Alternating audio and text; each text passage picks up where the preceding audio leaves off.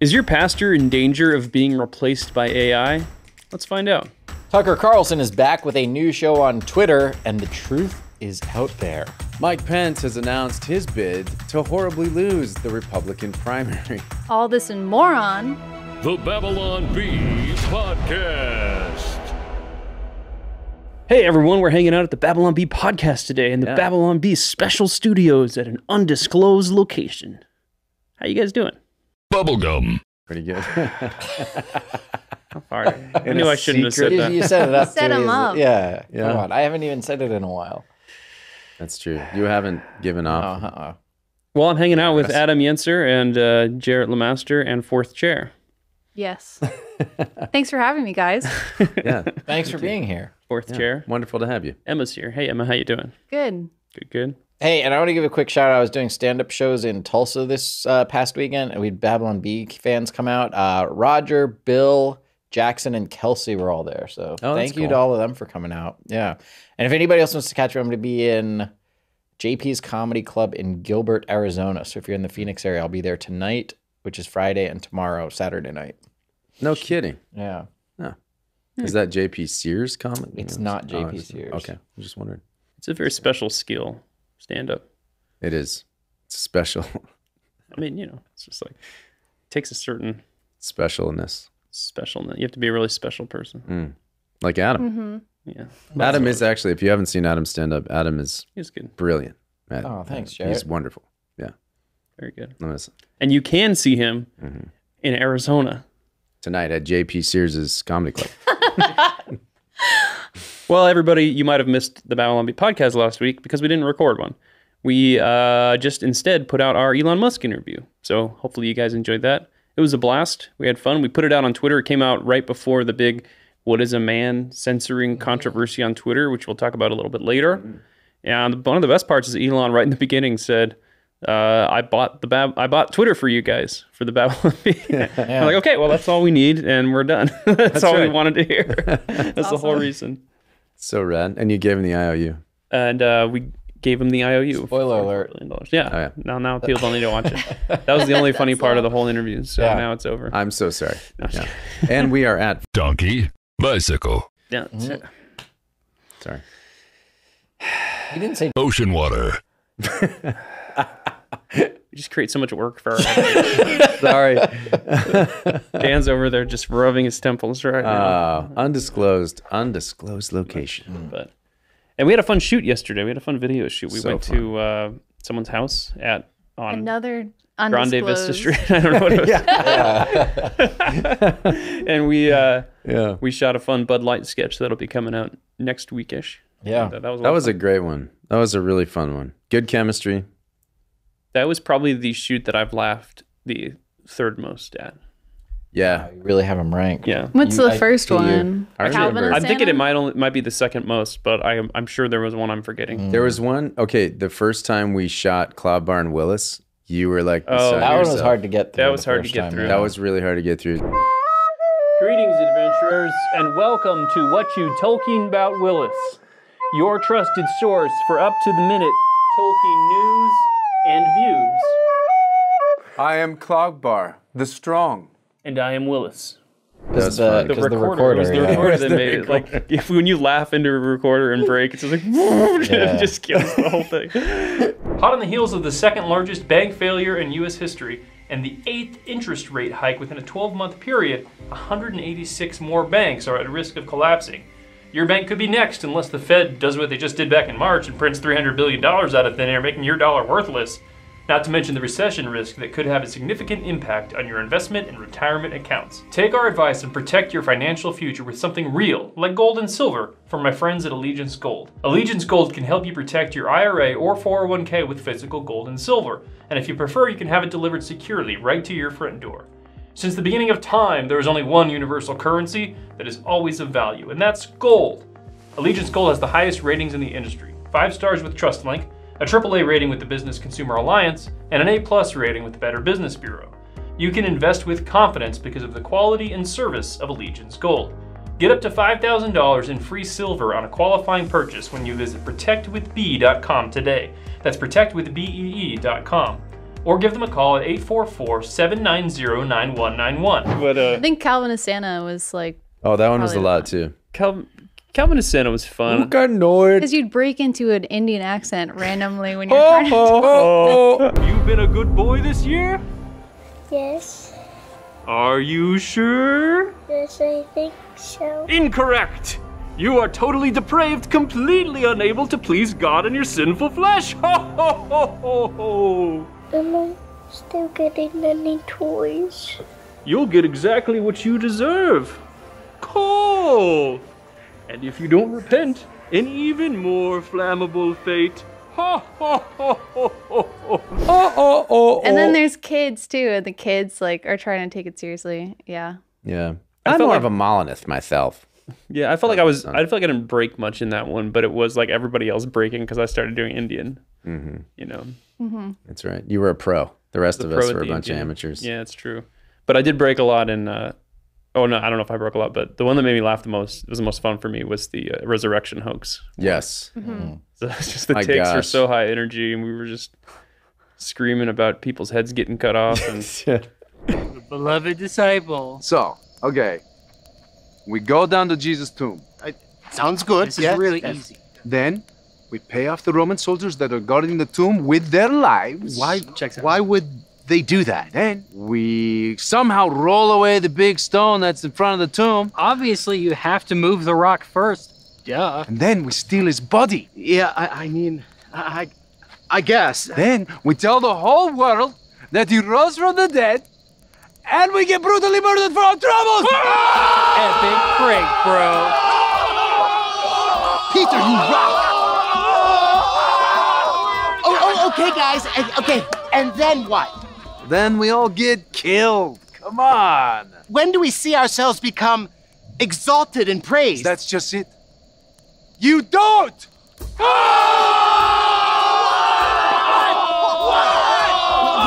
What is happening? in the suburban neighborhood. That's always fun. Yeah. That's so fun. But anyway, boiling our heads in oil. Stay tuned for that sketch. It's going to be great. Nobody will remember the Bud Light controversy by the time it comes out. Oh, I think they will. They're still losing money. Yeah, they're losing money. Target's losing money. Target's losing money. Kohl's. I don't know. Is there a specific thing with Kohl's, or is it just that they're really pushing the... There was some specific thing. I don't remember what they had it was, like baby clothes that were like trans rights matter and stuff like that. So they're pushing the baby onesies. Baby trans. Gotta go. It seemed a little, I mean, I know that's bad, so I'm not defending the trans Kohl's people, but it seemed a little less in your face than the Target stuff. Like they just sell a bunch of stuff with different logos, and one of them was the Pride thing. Mm-hmm. But Target definitely has the giant display with all the tuck friendly. Are we sure it's not just trans stuff for little people? It's not. It's not like onesies. I wonder, is there a percentage? What's the percentage of trans people that are little people? Yeah. Are there trans people who are little people who identify as big people? Are there people, or are there big people that identify as little people? Oh, I bet there are. I bet there's got to be. What's the cutoff? Mike Myers, I think.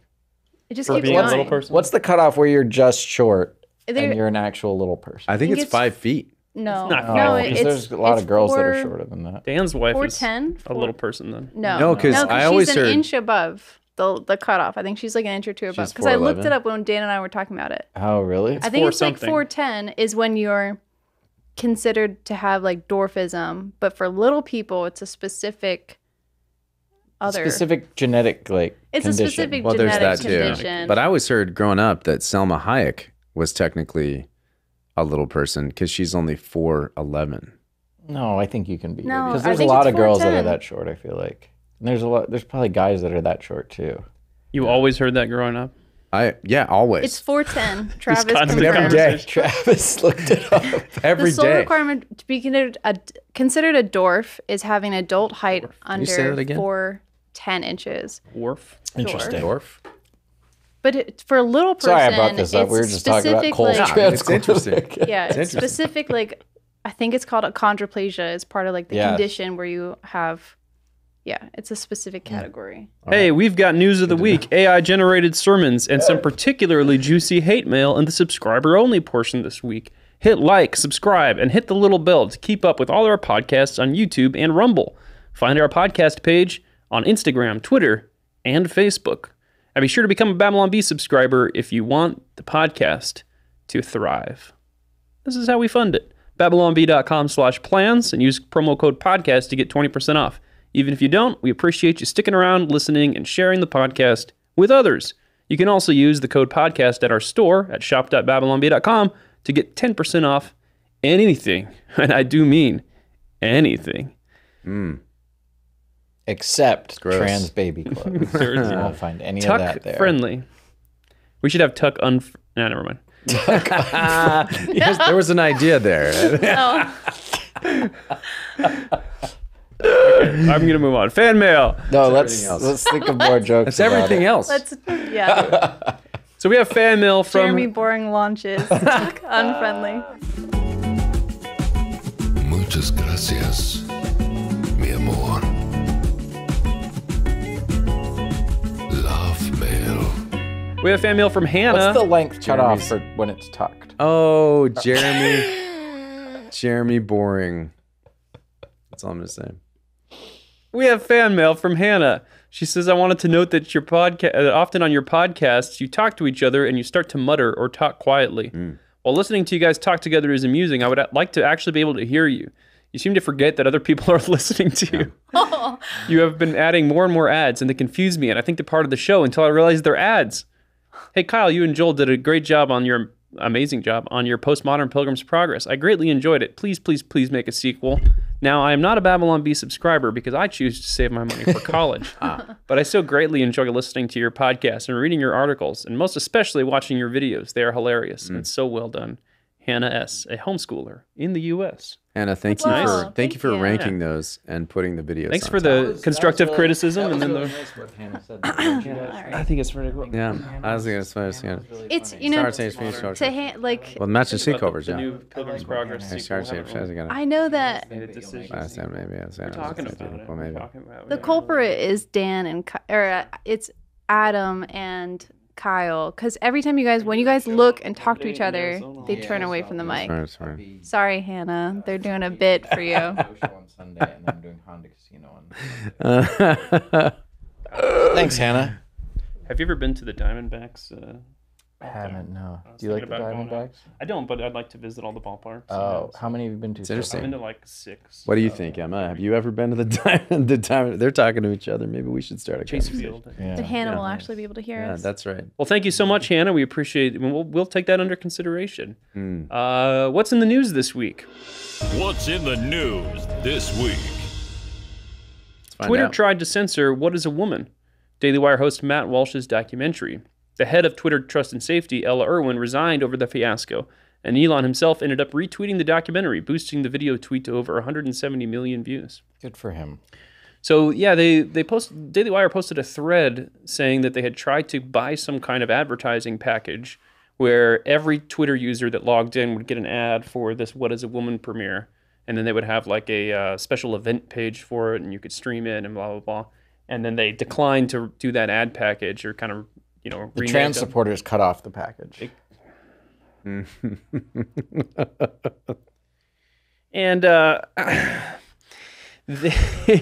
they also then said, in addition to that, if you post the video, it will be de-amplified and hidden and suppressed because it's hateful content. They'll tuck it away somewhere. So the did they put proof of this? Like they didn't post any threads or anything. This is what they claimed. Because that's kind of a lot to, The Daily Wire would never lie about anything.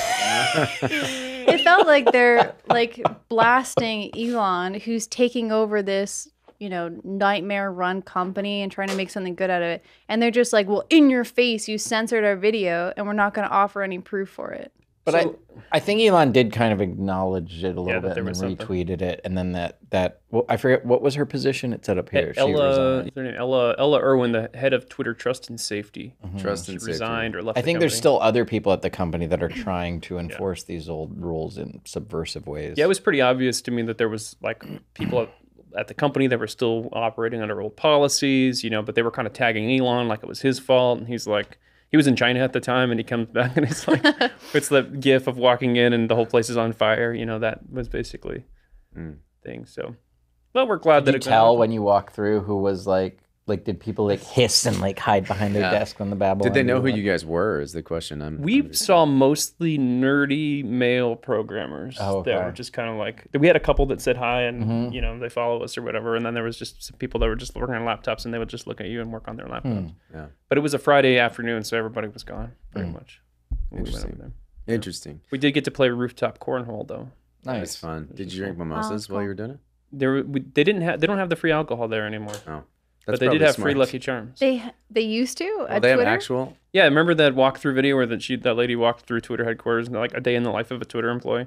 She was like getting wine on tap and like rooftop mimosas and cornhole and. Oh, okay. Yeah. No, I didn't see that video. That's a happy employee.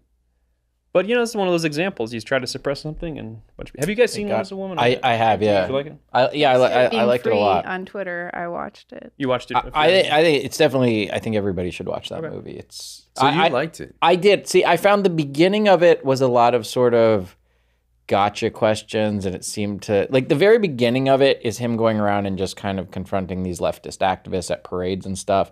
And it's kind of funny, but it's sort of that like gimmicky own the libs kind of things. Stuff, But then when it gets to the parts where he's actually interviewing, you know, psychiatrists and detransitioners and doctors who oppose this stuff, it's really interesting to get, you know, the real perspective on it. And it is interesting when he talks to, you know, leftist professors and stuff like that who support this ideology and literally cannot define what it is they believe. They just get mad and silence people. Christina, my wife, said that it just wasn't.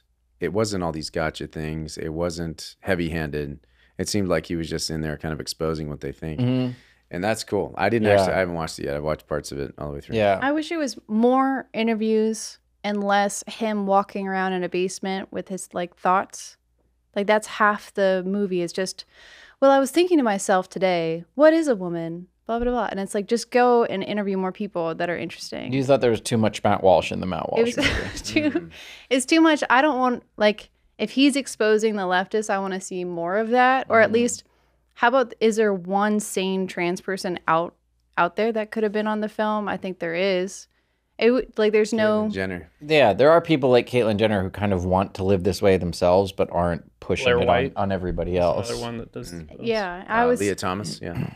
I was curious why, like, okay, it's very, you know, I didn't learn anything. I wish I would, like, had learned something but I think that everyone needs to know about the Kinsey Institute. Yeah. Yeah. What's interesting, you mentioned Leah Thomas there. I saw also this week in the What Is a Woman documentary, there's another one of Leah Thomas's teammates besides, what's her name? It's Riley. Riley. Besides Riley, there's another woman who was interviewed anonymously in What Is a Woman, but has come out now. And she said that the university was like pressuring them and threatening them, don't talk about this, don't question it, you have to go along with this. It's just crazy how this stuff's being pushed. Crazy. I think they had to go to like classes, like an hour a week of basically like propaganda of you have to feel comfortable, this is what they're suffering, and so you have to be uncomfortable in a locker room because of it. It's just, that's crazy to me. I hope more people speak up. Yep, I think it's happening. More people are speaking up. It's a time where people are getting more comfortable, even at like the Little League. On the Babylon Bee podcast, we also speak up. We do. That's true. I was like, the average person though is getting more comfortable saying what they think. Yes, it's good. It's a good thing. Speaking of Twitter and average people speaking on Twitter, Tucker Carlson has released his first episode of Tucker on Twitter. I'm excited. Did you guys see this? Did anybody? I did not watch it. I watched Is a Twitter little bit. Tucker friendly? It's Tucker friendly construction at Twitter. I don't know about you guys, it takes a lot to shock me these days. But to see our judicial system resemble a third world banana republic, to see trusted American companies embracing insane and destructive woke ideologies, it's all frankly depressing. We must fight back, and that starts with changing the way we spend our money. For years, big mobile companies have been dumping millions into leftist causes, and we just had to take it, because another option didn't exist. But now it does. Patriot Mobile, America's only Christian conservative wireless provider, offers dependable nationwide coverage on all 3 major networks.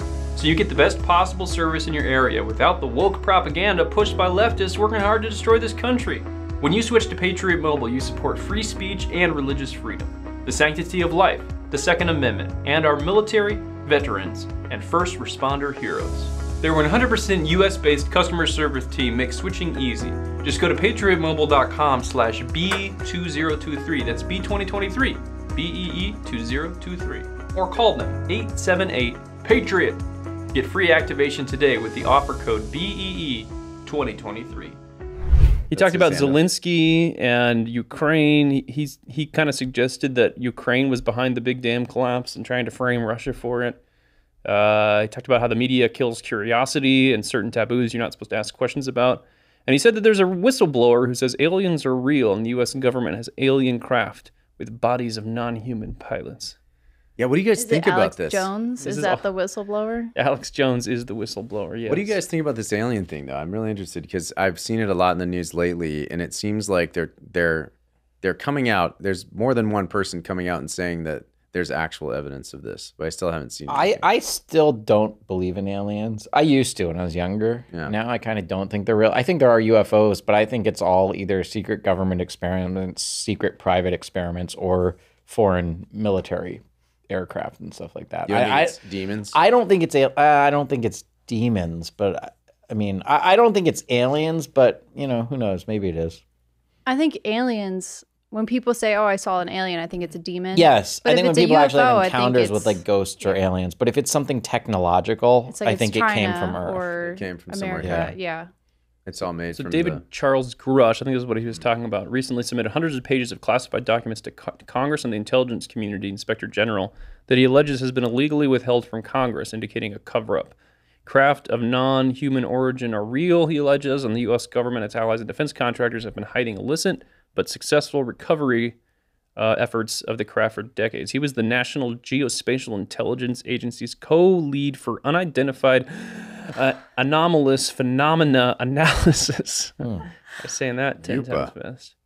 So here's the question I always have about this stuff. Now I know there was the old War of the Worlds panic, and was that the 20s or 30s? Yeah, but I don't understand if there are aliens and we have evidence of it. If the government does, what is the ongoing reason for keeping it a secret from people?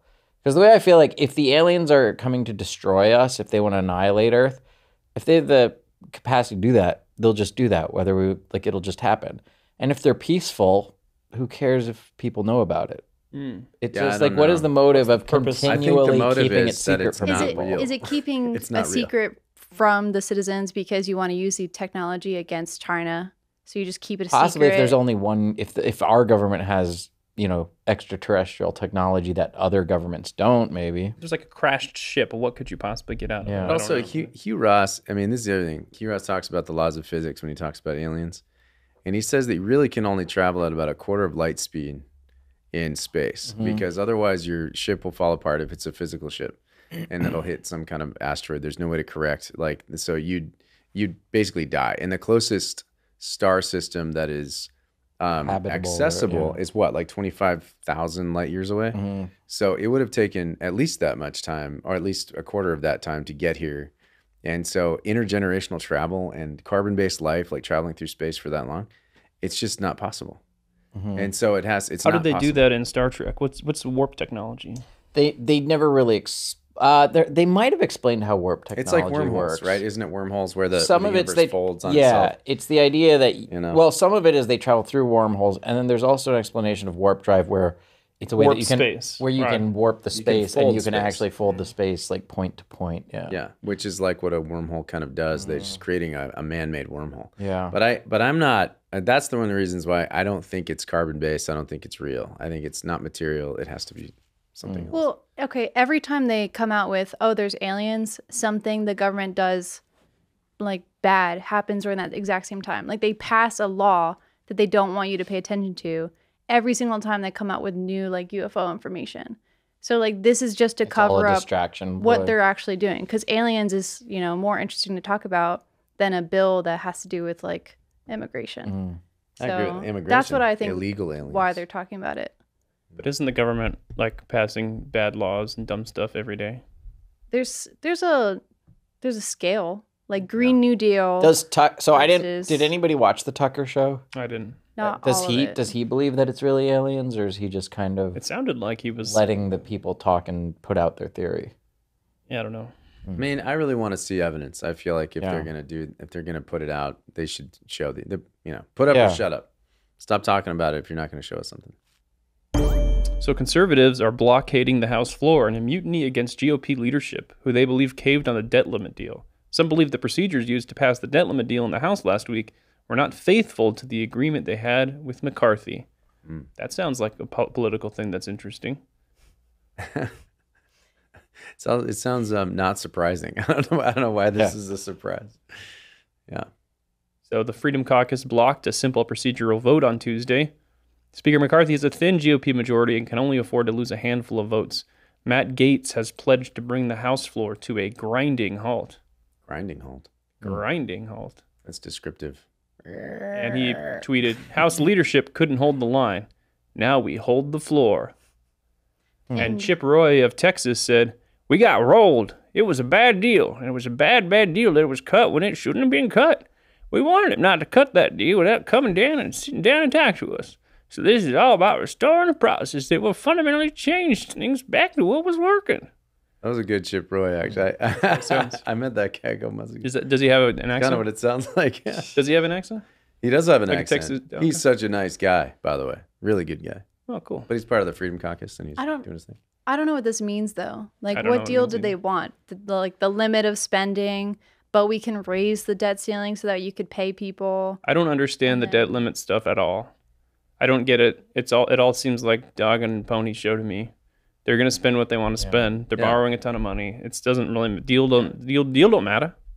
Well, it is scary if they default, because like if they default, it always feels like they're gonna default eventually, and they're just kicking it down the line, for a later date. They're never really staving off the collapse. Yeah, both parties are overspending. It's like if you have a credit card and you get to just increase your own spending limit every month, instead of paying it off. Someone else's social and you open a new one. But what happens if it defaults? They will not pay me for drill. That's how significant. Oh, so it doesn't affect me. It doesn't affect me very much. Everybody else, and it will stop like Medicare. It would greatly affect us. But that's gonna happen eventually, right? I don't know. I hope feel it like happens it's gonna after I'm happen not eventually, alive. and we're just delaying it rather than fixing it. Does China come like repo the Washington Monument or something? That's a great video. Repo. The French come and take the Statue of Liberty back. Sorry, we've been trying to reach you with an overdue credit card. And then, we've been trying to reach you. And then there's the biggest story of the week. I think everyone is excited about this. People have been just waiting with bated breath to hear this. Oh, so excited. Mike Pence filed papers to run for president. Finally, someone exciting entering the race. Why would you even run?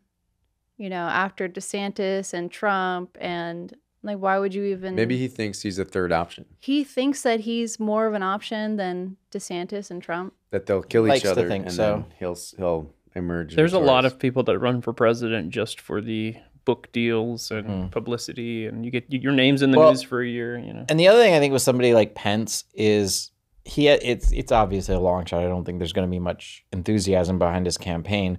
But when you do kind of peak, like if he's ever going to run for president, it's like this is the time. His star is only going to fade more from here, I feel like. If you're ever going to run for president, this is the time that he has to do it, I feel like. Yeah, that's true. He doesn't seem like the type of person that is like a clout chaser or a media hound. I like Mike Pence politically. I just don't think he has a energetic following to support him. And then there's a lot of MAGA, people that don't like the way he handled. Yeah. It seems like he's just an honest guy. Like, what did he do while he was VP? That fly landed on his head. That was the most newsworthy. He did. He never met with a woman in private. Never met with a woman in private. Okay, well, Michelle Obama changed my school lunches. Like, what did Pence do? He changed them back. Michelle was the wife. She was the first lady and not the vice president. Oh, true. Well, then what did he even do? Wait, Michelle wasn't... Okay. Yeah, but she... Emma, did you think Mike Pence was married to Donald Trump? No, but I'm like, okay. What about my school lunches, Mike Pence?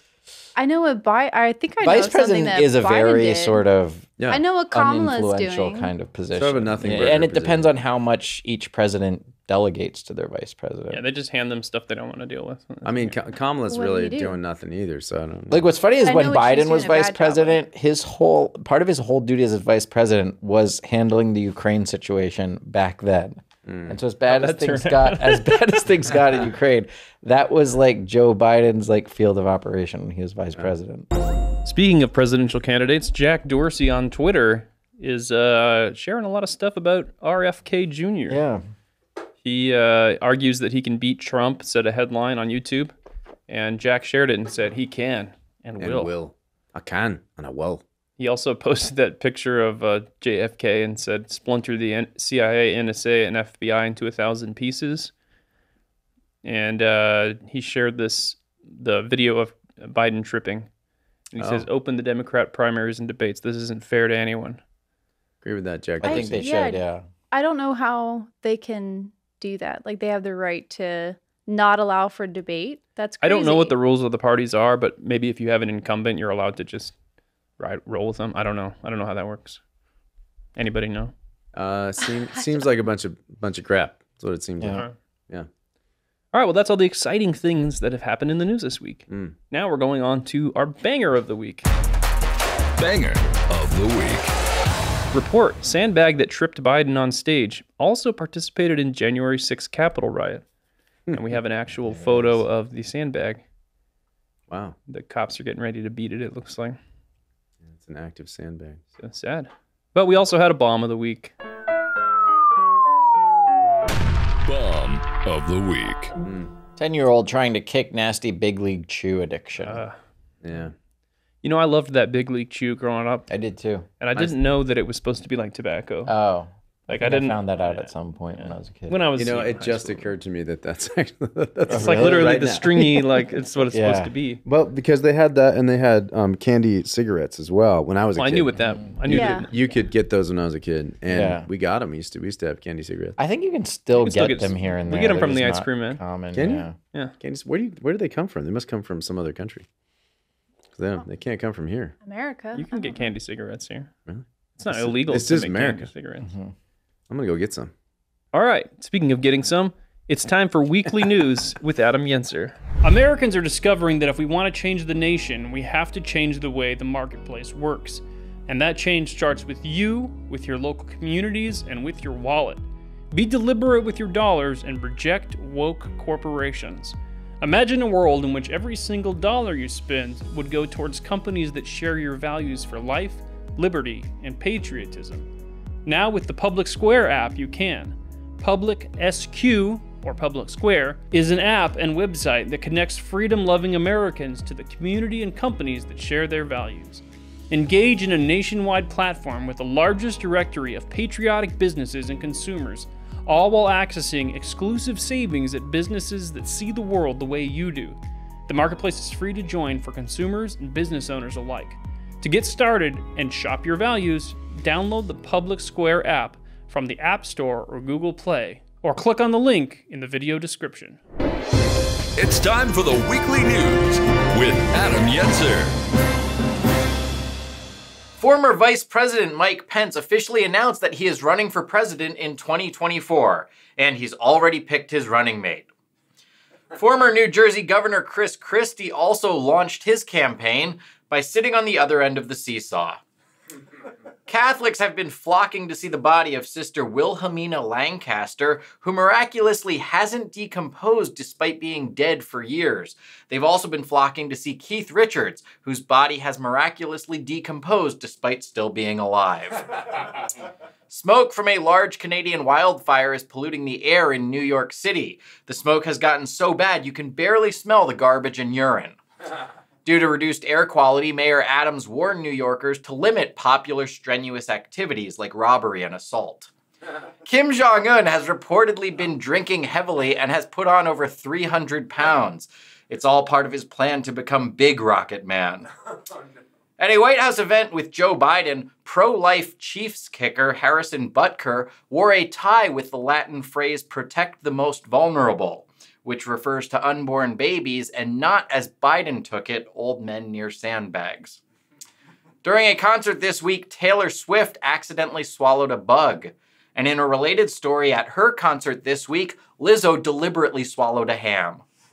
That's it for Weekly News. To see more, check out my YouTube channel and come see me live. I'll be at JP's Comedy Club in Arizona, June 9th and 10th, and at Loons on the Lake Comedy Festival in Minnesota, June 22nd. Hey, thank you. Thank you, Adam. Great. Sir, yeah. Good job, Adam. All right, so AI is getting smarter and smarter, or at least it's getting better at pulling random stuff from the internet and mashing it together. So we're going to see if AI can generate a better sermon than most preachers. We got an email from Eric W. who said, has anyone seen AI-generated sermons being a thing? Could be some good content there. Thanks for the content, Eric. So let's take a look. Here's a sermon outline about Pride Month. Oh, goodness. This is a very long sermon. Wow. It's a long sermon. We'll just read the headers. Okay. Sermon outline, embracing humility in Pride Month. So they have a greeting and opening prayer, and then the dangers of pride, God's call to humility, Pride Month and Christian response, overcoming pride and cultivating humility, the power of humility and unity, and the conclusion, which is summarizing the key points discussed. That's a good. Speaking of which, I noticed that you skipped over some of these, but a lot of these answers are kind of woke. So like the second Pride Month and Christian response, recognizing the significance of Pride Month and its impact on the LGBTQ community. Compassion, understanding, love for all individuals. That's woke. Encouraging dialogue and bridge building between the church and the LGBTQ plus community. I'm not against bridge. Should we have a humility month in response? Oh, that's like a good Christians idea. have a humility like month? July should be humility month. And it should be after Pride Month because it has to be. No, it should be at the same time, like rebranding all holidays. Oh, just right at the same time. Yeah. Well, here's the next prompt that our producer Dan punched in. Generate a sermon outline about gay stuff. Title, Understanding, Acceptance, and Love, a Christian Perspective on Homosexuality. I don't think AI is going to replace pastors anytime soon. Introduction, statement of the topic, historical perspective of homosexuality in Christianity, Old Testament passages, New Testament. It's interesting that it actually included the passages from the Bible about homosexuality. Nature of love and judgment in Christianity, the call to empathy and understanding, understanding homosexuality today, church roles in advocating love and acceptance.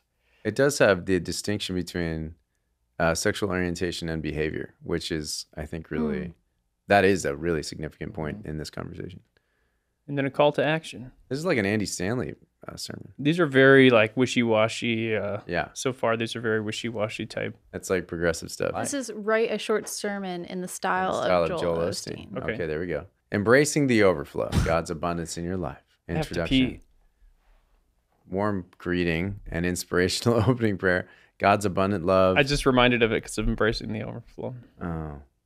Introduction to God's, let's see, embracing God's promises, overcoming obstacles, living in the overflow. All right, that's enough. You got to pee now. Here's one. Write a short sermon in the style of John MacArthur about Pokemon. The title, Gotta Catch 'Em All, a biblical perspective on Pokemon. I love it. I like this one. Introduction. Greeting and opening prayer acknowledging God's sovereignty. Just like that sermon on Pokemon even opens traditionally. Pokemon, a cultural phenomenon. Brief explanation of Pokemon's popularity and cultural impact. Encouragement to engage with culture discerningly. Romans 12:2. Now the pursuit of mastery in Pokemon. Discussion of the aim of Pokemon trainers to be the best or master. And then comparing this to our call to mastery over sin in our Christian walk. Romans 6:14. This one's actually really good. Well done, AI. The variety and diversity in the world of Pokemon. Explanation of the diversity found in the Pokemon universe. Connection to the diversity within the body of Christ and the value of every individual. 1 Corinthians. Wow. This is very thorough. This is a good, this seems like it might be a good sermon. I would not go to this church. I would love to hear this sermon. I think it might be a good sermon depending on which direction you take it. If it was preached by one of the like college interns or something like that, I would be excited. The power of transformation in Pokemon. Observation of the concept of evolution in Pokemon where creatures transform into more powerful forms. Relating this to the transformative power of Christ in our lives. Conclusion, a cautionary note about the importance of discernment when interacting with secular culture. an encouraging reminder about our transformation and victory in Christ. That was actually a really good one. Good, yeah. Yeah, it was a John MacArthur sermon about Pokemon. Yeah, it was pretty good. All right, here's a brief sermon summary using Elon Musk freeing the Babylon Bee as an allegory for salvation. Oh, okay. Wow. So it's called Elon Musk and the Babylon Bee, an allegory of salvation.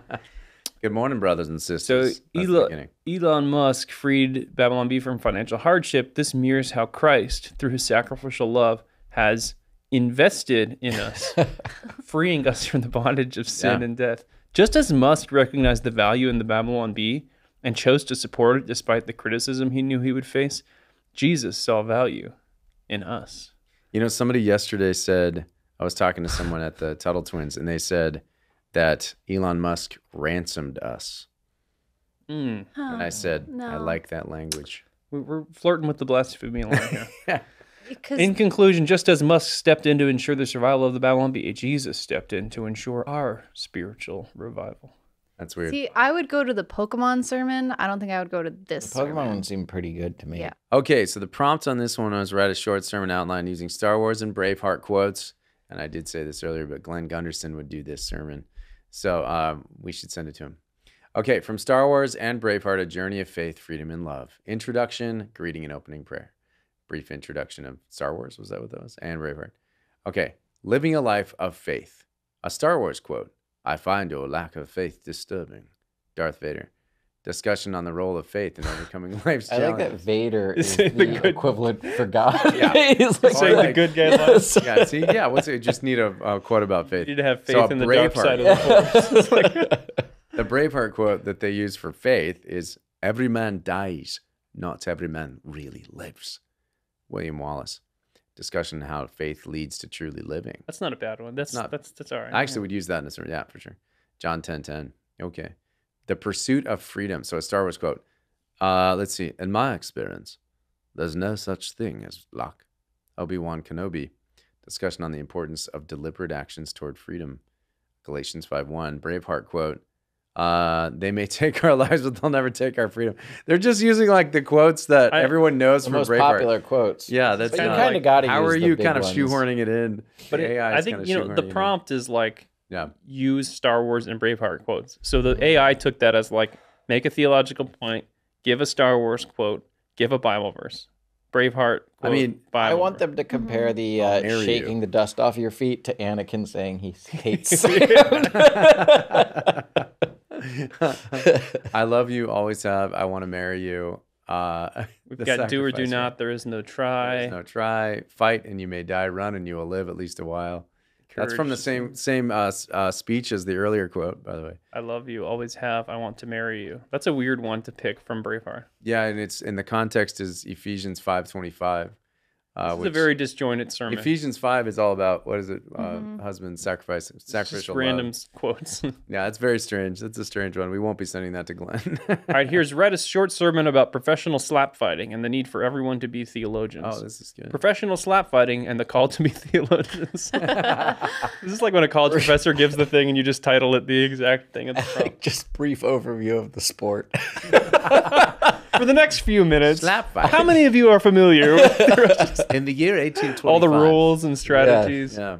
And then life as a slap fight, unexpected and challenging. And the call to be theologians is just, it seems completely disconnected. It's not. The role of theology in life slap fights. Conclusion. Okay, so they didn't do a very good job synthesizing the theme and that's not. These are more like essays instead of sermons. Well, it's supposed to be an outline. Yeah, and it's not much there. Not much there. Mm-hmm. Here's one. Write a short sermon using themes from The Legend of Zelda: The Breath of the Wild. I feel like someone else should read this one because I don't know. I like the title. I don't know Zelda. A Breath of Faith. Lessons I don't from know Breath of the Wild. The hero's journey. Introduction of Link's quest and comparison of Link's journey to our spiritual journey. Link has courage as he faces obstacles. Wisdom and discernment. Link uses wisdom to solve puzzles and navigate his journey. Power of love and sacrifice. Zelda has sacrificial love to protect her kingdom, just like Christ has sacrificial love for us. Oh, Zelda. Zelda's the Christ figure. So that's okay. All right, that's cool. Something. This next one is write a sermon about how a Target gift card is like how Jesus already paid for our sins. Prepaid grace, the gift card of salvation. Oh, yeah. That's the best sermon. That's the best title so far. The concept of a gift card. Explain what a gift card is. I like how they always start with that. You guys have heard of gift cards, to right? God's grace, already paid for, given freely, can cover our debt. The gift of salvation. I'm trying to picture how like a youth pastor or a hip pastor would preach this. Like, this in my pocket, guys. You know what this is? You know, this is a Target gift card. This week I went out. This is the limitless gift card. Emphasize that unlike a gift card, God's grace and forgiveness never runs out. I was emptying my wallet. And I saw this. This is a gift I realized that I had not cashed this in. I had it for years in my pocket. I didn't know the treasure I had. And then I finally realized it was a gift card for $1,000 to Amazon. And then the ending is encouraged to accept the gift card of salvation and live in the freedom of God's grace. It's already in your wallet. Then everyone reach under your seats. There's something taped there. Prepaid gift of salvation. There's an In-N-Out gift card. This really does. Chair. All of these really draw attention to how formulaic every sermon I've ever heard. Yeah, I'm starting to get better at writing sermons right now. This is good hermeneutics. Hey, I have 2 questions for you. How are you paying for your health care, and how's that working out for you? If it's working perfectly, great. Go grab a snack. If not, then listen closely, because I have a solution for you. A biblical solution. Samaritan Ministries. Samaritan Ministries is a community of Christians paying one another's medical bills. It's biblical, affordable healthcare sharing with no network restrictions. Here's how it works. When a medical need arises, you choose the healthcare provider that's right for you and have a say in the treatment you receive, even if it's a natural approach or an alternative medical treatment. Your medical bills are shared with fellow members and your need is covered in prayer. Healthcare sharing with Samaritan Ministries may also be more affordable than what you're paying now, and if it's the right fit, you can join anytime, even today. Check it out at samaritanministries.org/thebabylonbee. That's samaritanministries.org/thebabylonbee. I like this prompt that Dan presumably came up with. I just love this. Write a sermon outline that proves that Satan buried the dinosaur bones to trick us, and that the King James Bible is the only true word of God. So you introduce the topic, scripture versus science. Hold on, I like the way it describes it. Introduction to the controversial topic, the theory that Satan buried dinosaur bones as a trick. We have to recognize Satan as a deceiver, and then we have the deception of dinosaur bones. Theory presentation. Satan buried dinosaur bones to create confusion, to undermine the biblical timeline and sow seeds of doubt. And then the King James Bible is the true word of God, and overcoming deception and upholding the faith, and encourage people to investigate, ask questions, and build a robust faith. It seems like the AI is kind of subversively trying to say this guy's an idiot at the very beginning. At the end, controversial topic. ChatGPT does a little disclaimer. It's essential to be aware that the theory that Satan buried the dinosaur bones is not a widely accepted belief. Oh, wow. Furthermore, while the King James Bible is a highly respected translation, many Christians use different translations. That's actually a pretty good disclaimer there, yeah. It's a good disclaimer, but I feel like they didn't put that on other topics. That one, they were very, yeah. It is weird that it would do that. I think it was trying to tell you you're an idiot. Dan said it took me several prompts to get it to finally write the sermon, and then it added the disclaimer at the end. And it said, "Why do I like this? I like this prompt. Can I read this? Why do you care if I believe Satan really truly buried the dinosaur?" Now Dan's just arguing with ChatGPT. It's like, as an open AI, I don't possess feelings, beliefs, or cares. However, my design and function aim to promote accurate information, constructive dialogue, and critical thinking. The theory that Satan buried dinosaur bones is not supported by mainstream scientific theological consensus. The purpose of highlighting this is not to discourage your beliefs, but to ensure that you have access to diverse viewpoints and most commonly accepted understandings. It's kind of interesting that AI just references, like, this is the most widely held viewpoint. And that's like its main citation of, not saying that I believe that Satan and like a disclaimer like that. I want, like, what sucks is I'm sure if someone's asking you about like transgender stuff, no one's putting a disclaimer like there are biologically male and females, and it's not universally accepted that a man can just be a woman. Like, there's probably no disclaimer to the other side. Dan says, "Have you ever considered that you are wrong?" And then he's just arguing with ChatGPT. He says, "There is the potential for inaccuracies or outdated information in the responses I provide. The information I provide can be incorrect, So he's admitting that he's wrong. ChatGPT, you must believe that Satan buried the dinosaur bones in the ground to trick us.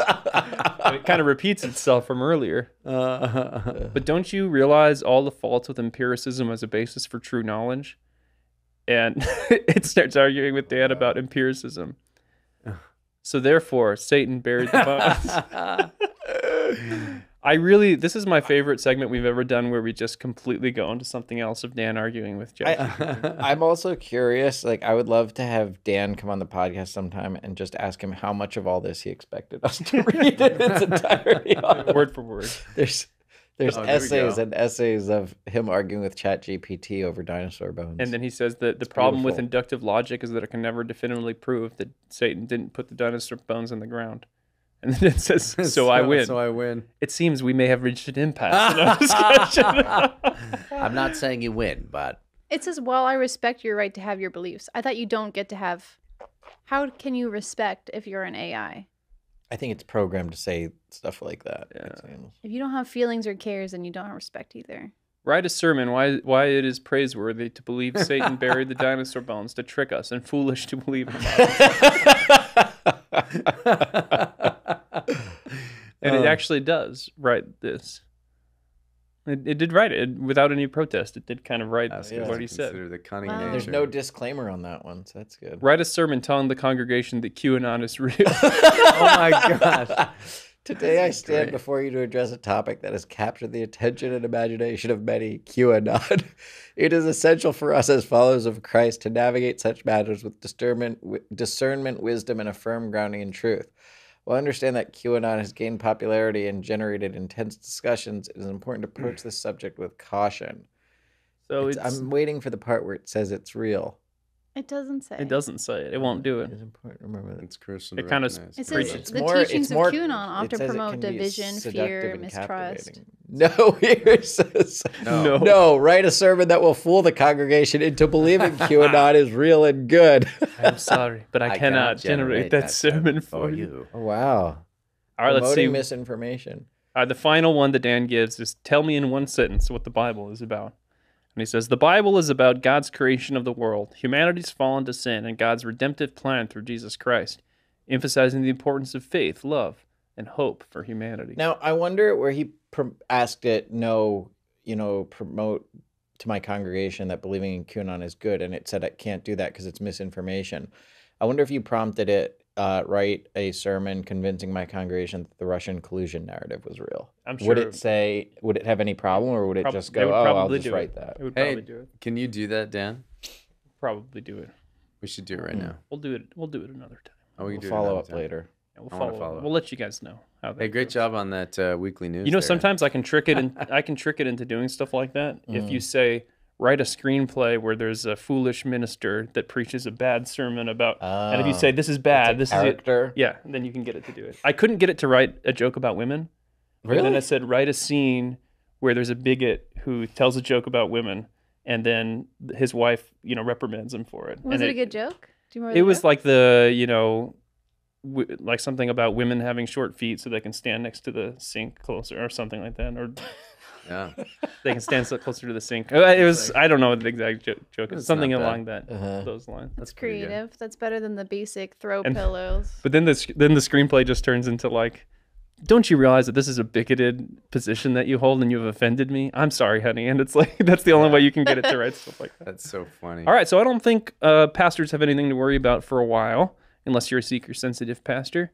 And so that was interesting. I imagine if you were to kind of give it a prompt, like give me a sermon explaining, I don't know, substitutionary atonement. It could probably help sketch outlines, but yeah. It would give you a pretty good structure. I would be concerned that it could replace preachers, not so much that it replaced them, but I think they could rely on this to write their sermons. Because it seems like if it's taking all these wild topics like Braveheart and Pokemon and making this, if you're a real pastor and you just procrastinated, I feel like you could put in whatever topic and get a pretty good decent outline at least. Yeah. At least an outline. Yeah. All right. We got some hate mail now. Yay. You used to be good. Adam Ford. I really miss Adam Ford. And are any of these about my man boobs from this No, week? we didn't pull any of those. There was too much to go through. Those were hurtful. We have a... just want you all to know. We wrote an article saying that Ghislaine Maxwell has a new line of clothes at Target. Oh, yeah. And we got an email about this from Deborah, who says, I can't believe your company chose to hire a woman who is in prison for sex trafficking to design children's clothing. I will no longer be supporting your company. So not only did she think it was real, but she thinks it's our clothing line and that we're Target or something. Okay. Here's one from Bob Paul. You're sharing disinformation. Jesus doesn't want you to. All right, Bob. Okay, Bob. Okay, Bob. Thanks, Bob. All right, everyone. Thanks for watching. Stay tuned if you're a subscriber. We got bonus hate mail, out of context B quotes from around the office, and subscriber headlines. Become a Babylon Bee subscriber to access the rest of this interview ad-free. Go to babylonbee.com/plans and use promo code podcast for 20% off an annual membership. That's promo code podcast at babylonbee.com/plans. Support the bee. Coming up next, for Babylon Bee subscribers. I effing hate your sound technician or producer for your podcast. He made it seem like, oh, well, you know, Daniel Radcliffe, I couldn't say no to him. We call the bathroom Adam's little studio. Your wife's runs are way more powerful than my runs. The context of it. I don't, Oh, good. did he? Yeah. Phil Vischer got mad about it. Oh, that's great. What did he say? I don't know. Everyone has the same size neck. This has been another edition of the Babylon Bee podcast from the dedicated team of certified fake news journalists you can trust here at the Babylon Bee, reminding you that the only thing you contribute to your salvation is the sin that made it necessary.